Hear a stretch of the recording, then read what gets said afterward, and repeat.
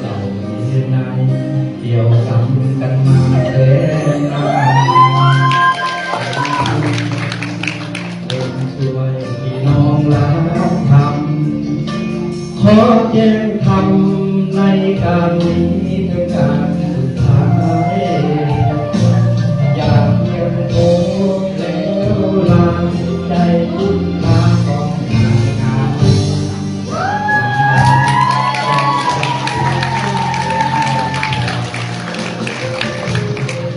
เห็นว่าลาเป็นทักทายให้การของทำให้ทั้งใจเพื่อให้สุขนิพพานจะขอรวมกัน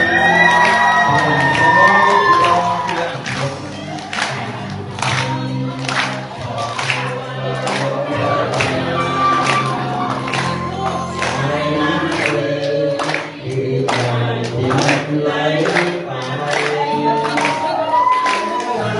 ไปต้องจะหายตั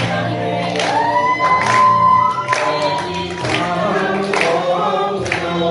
จะไม่มีวันเสื่อมไป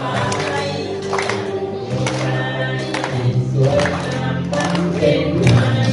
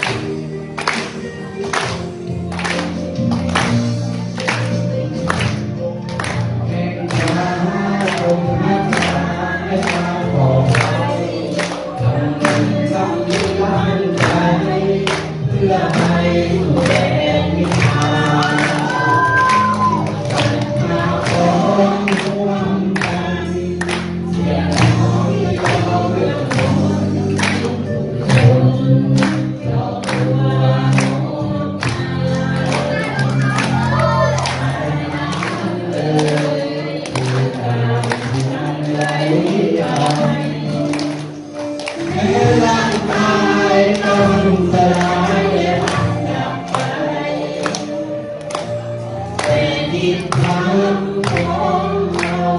จะไม่มีวันเสื่อมคลายมีกายที่สวยงามบังเกิดใหม่